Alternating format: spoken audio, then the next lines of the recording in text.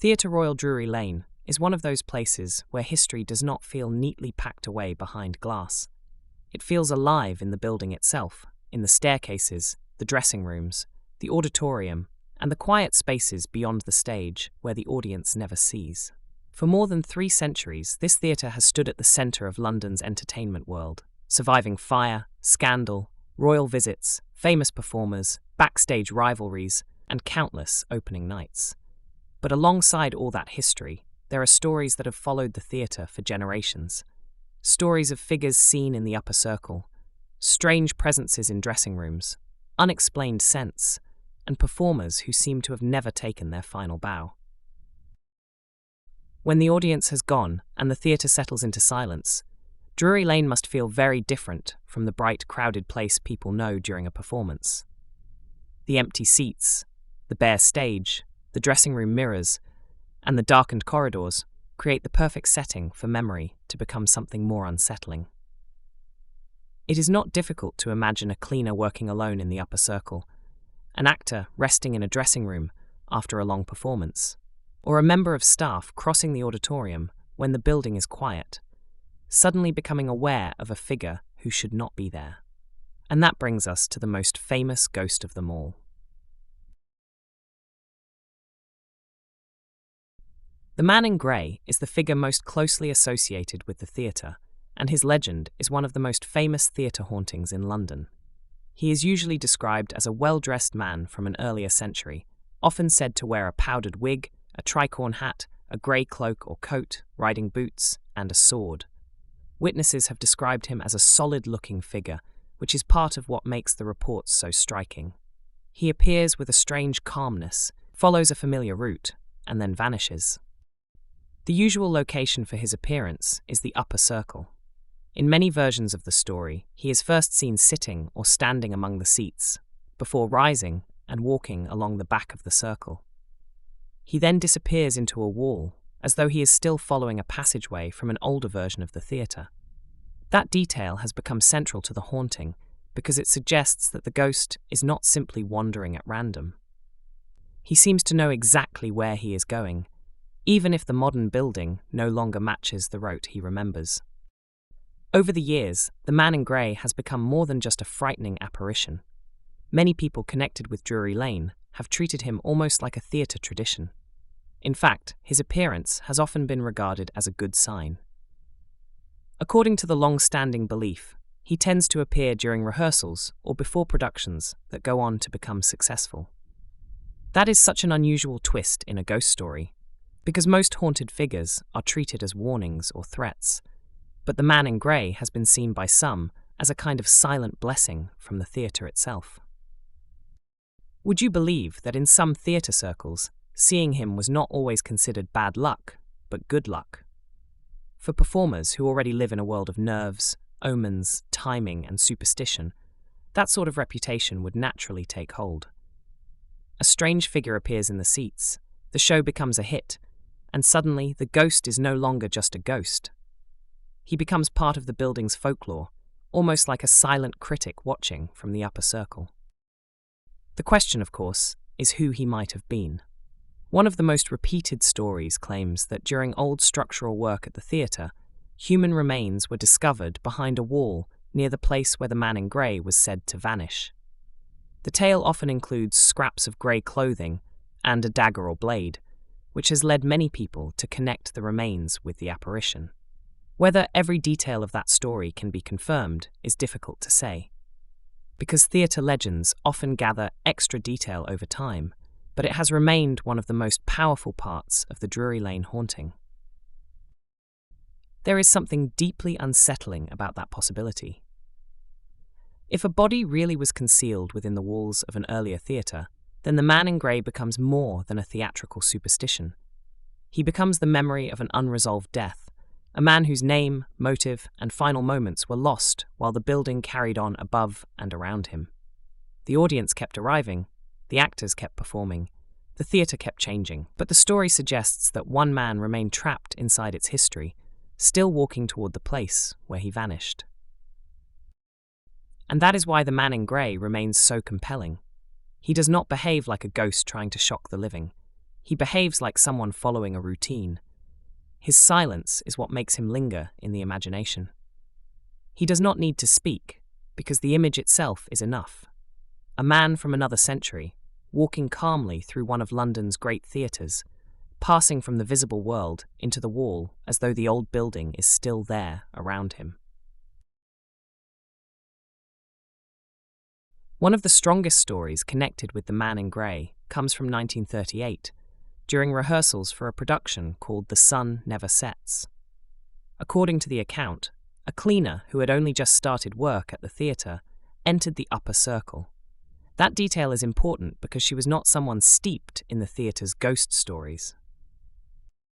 As she moved through the upper circle, she noticed a man sitting in one of the seats.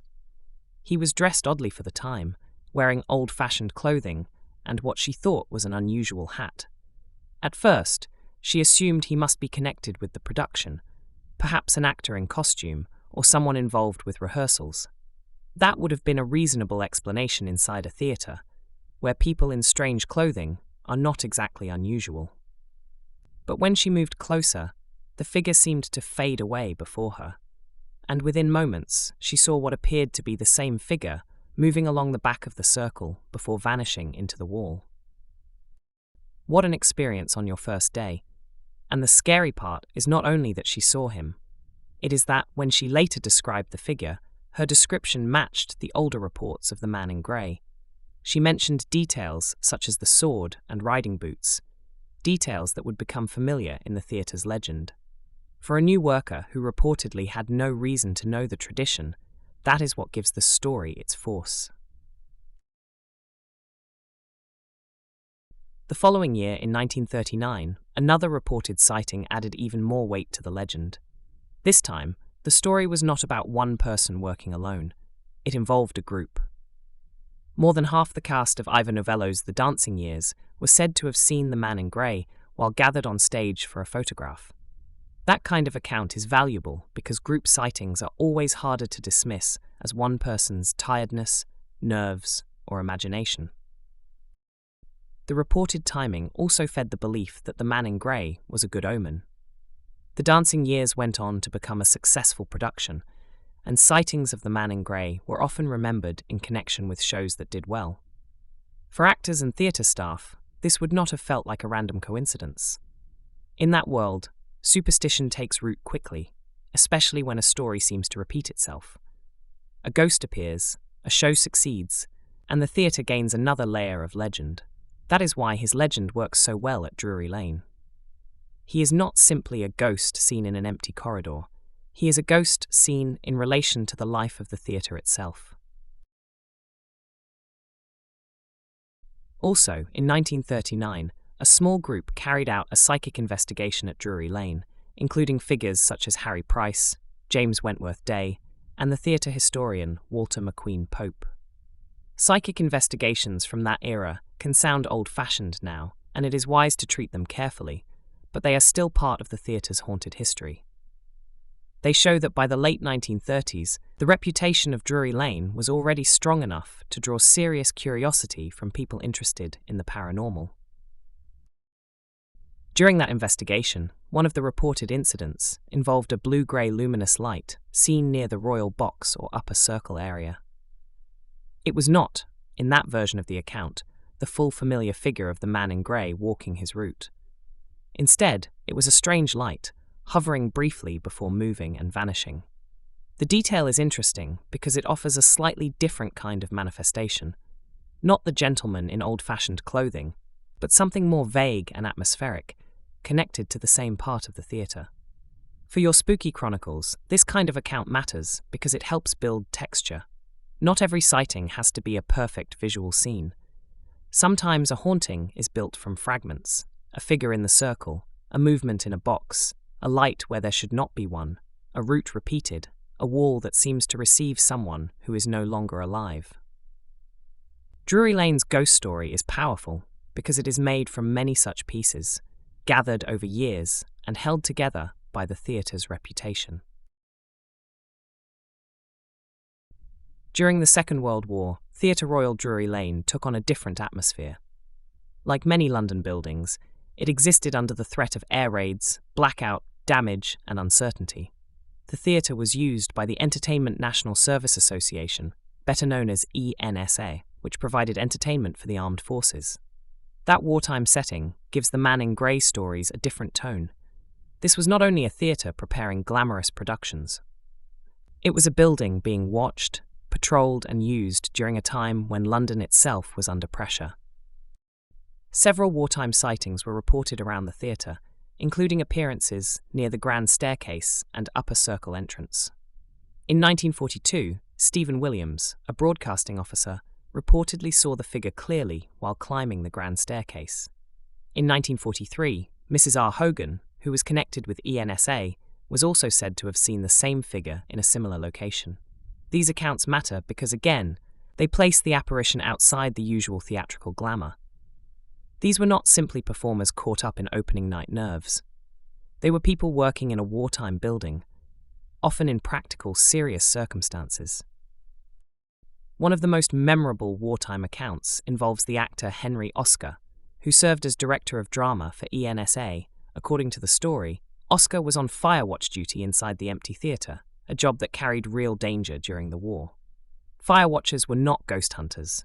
They were there to protect buildings from incendiary damage and respond to threats. That makes the setting especially powerful. A darkened theatre, wartime London outside, the fear of bombs, and one man crossing the stage with a torch. As Oscar moved through the empty building, his torch caught movement in the auditorium.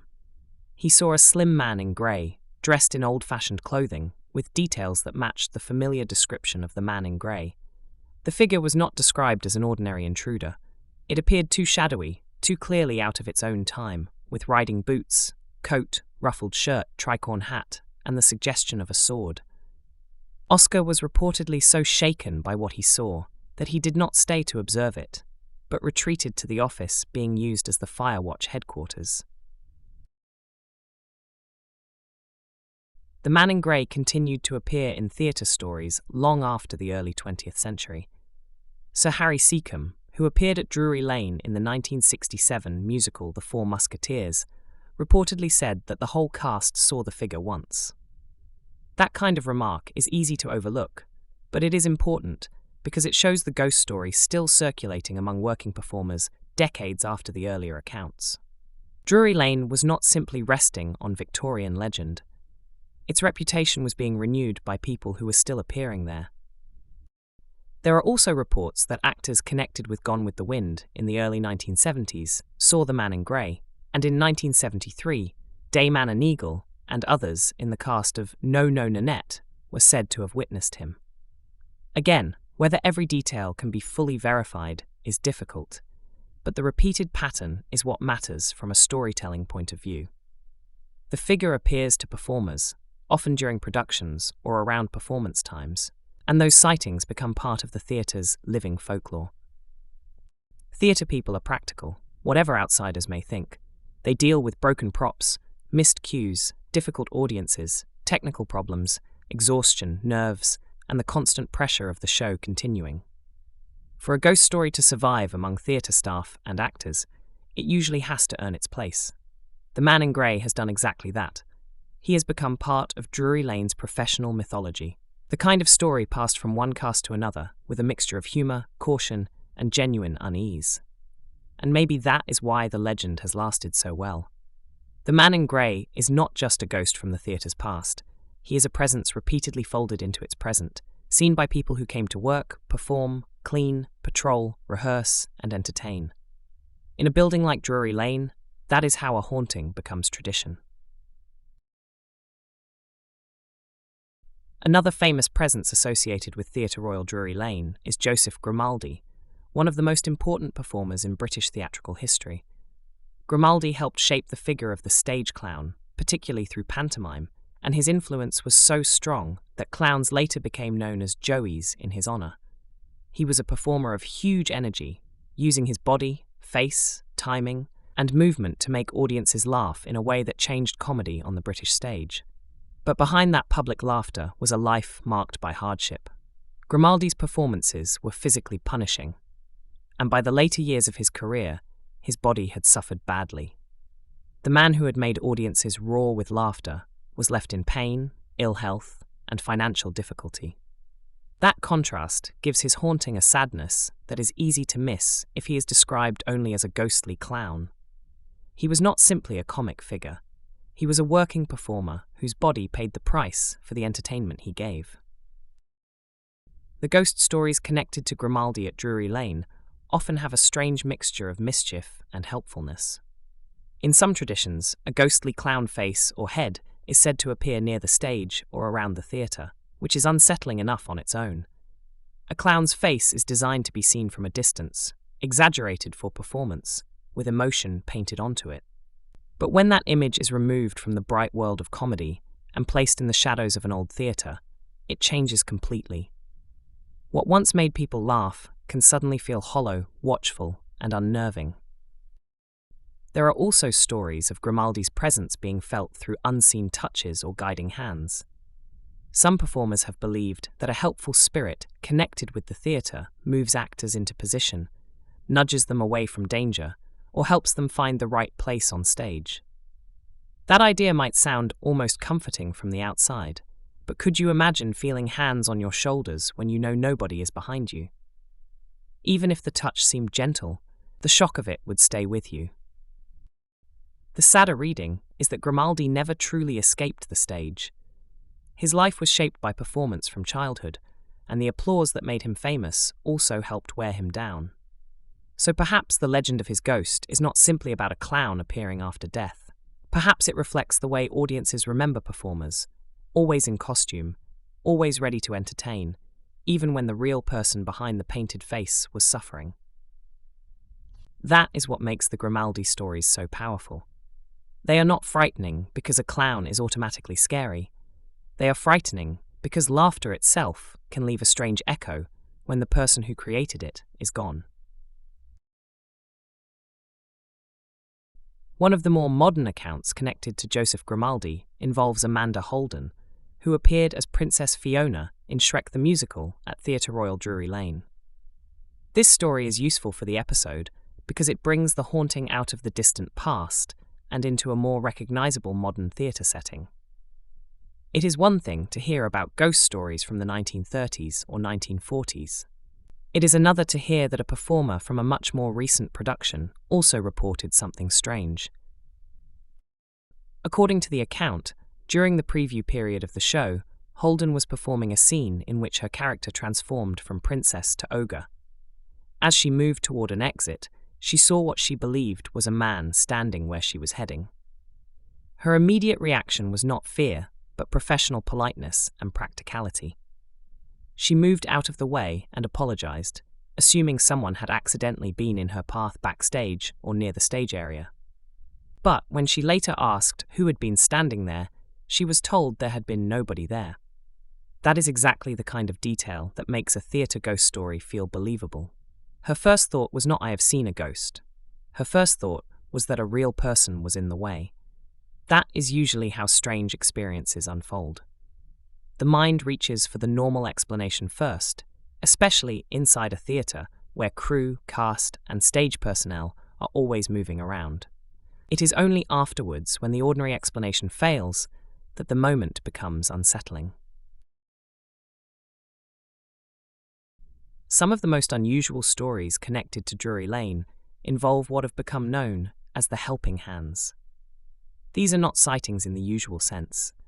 They are experiences in which actors felt unseen hands guiding them on stage, almost as though someone invisible was adjusting their position. In most haunted buildings, a touch from something unseen would be treated as threatening. At Drury Lane, the tradition is stranger than that. The hands are often described as helpful, reassuring, and linked to performance. One of the best-known examples involves Betty Jo Jones during the successful run of Oklahoma after the Second World War. She was playing Ado Annie, a comic role that demanded confidence, timing, and the ability to win laughs from the audience. According to the story, she was struggling at first. The role was not landing in the way she hoped, and the laughs were not coming as strongly as they should. For an actor, that is a very lonely feeling. You can be surrounded by cast, lights, music, and audience, but if the timing does not work, you feel it instantly. Then, during one performance, she felt two hands on her shoulders. They gently guided her to a different position downstage and adjusted her head into a new angle. From that spot, the comedy worked. The audience responded more strongly, and the laughs came at the right moments. Afterwards, she tried to find out who had helped her, but nobody admitted to doing it, and nobody seemed to have seen anything unusual. The hands reportedly continued to guide her for several nights, helping her find the position that made the role work.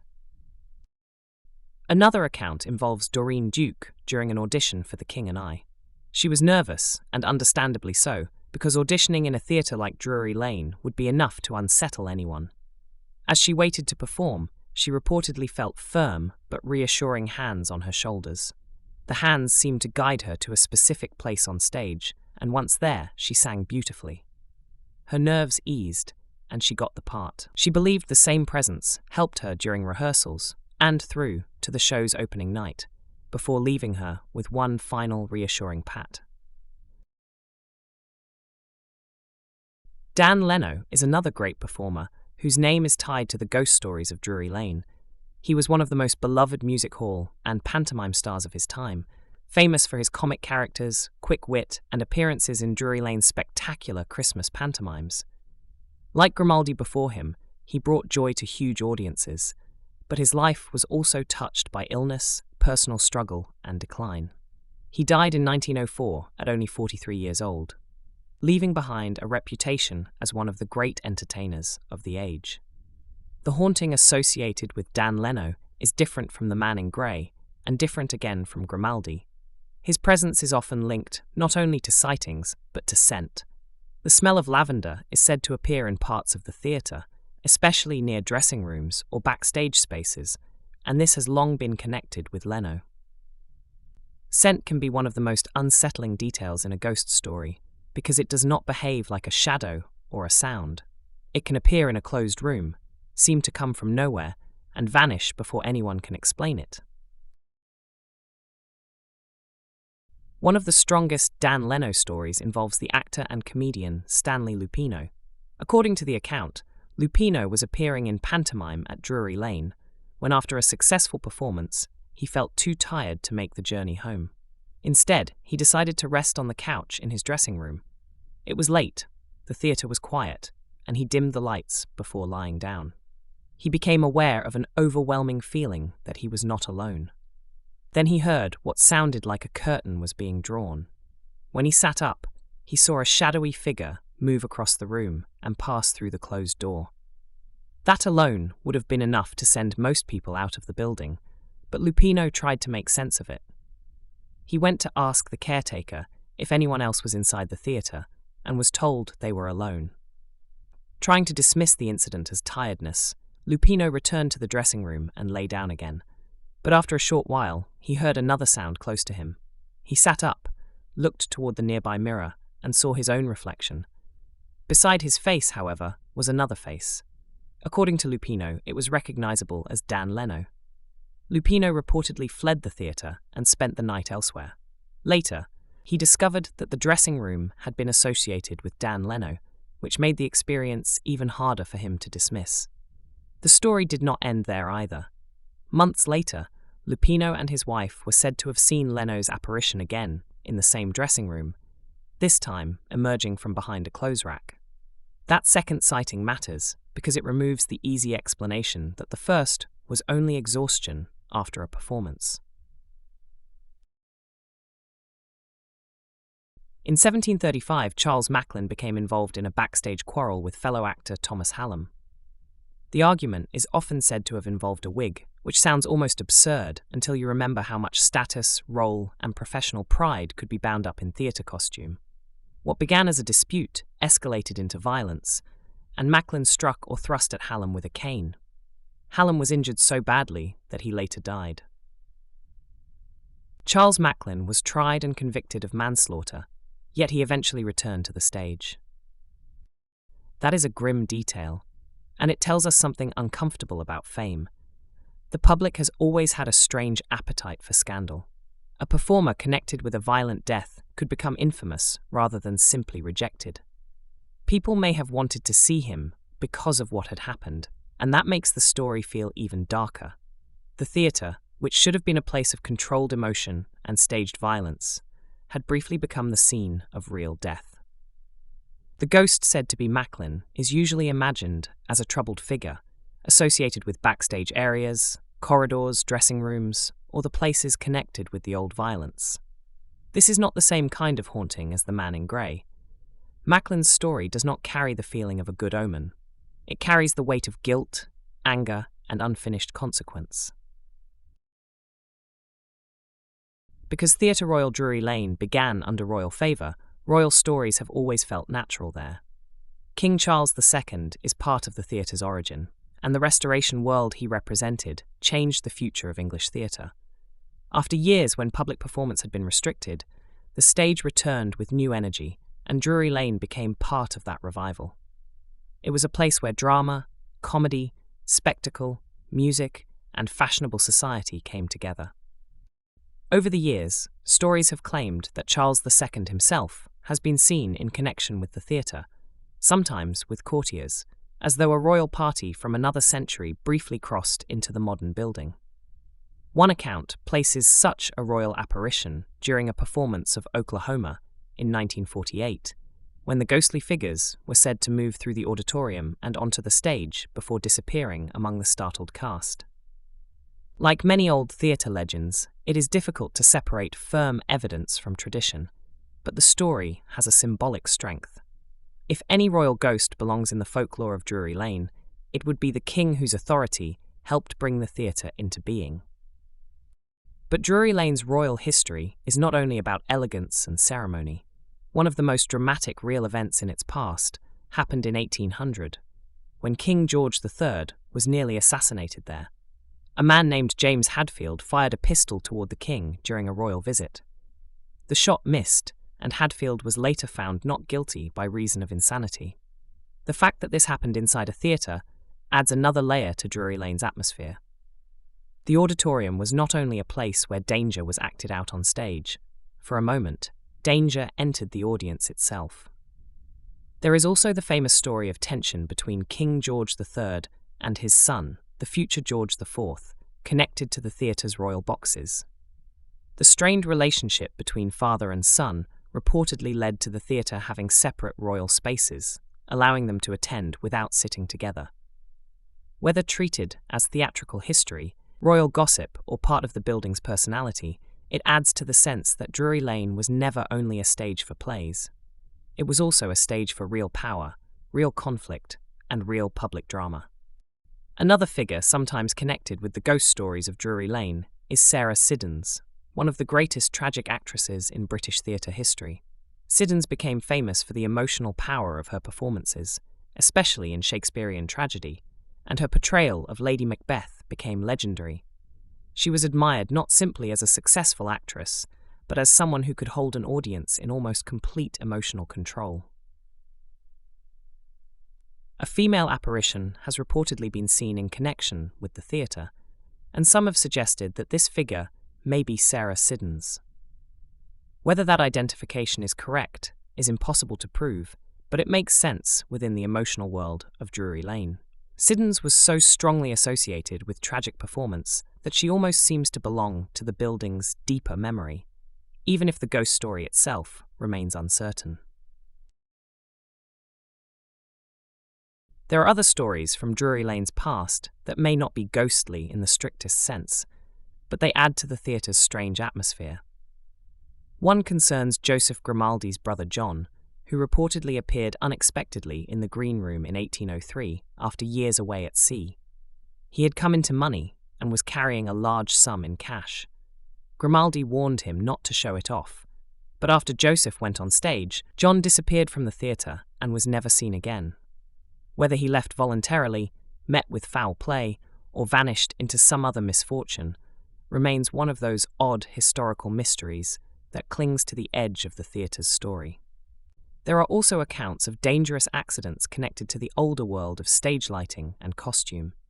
Before modern safety standards, theatres could be incredibly hazardous places, especially when open flames, oil lamps, fabric costumes, scenery, and crowded backstage areas were involved. Sarah Siddons herself reportedly had a lucky escape when her dress caught fire during a performance, and a stagehand helped save her.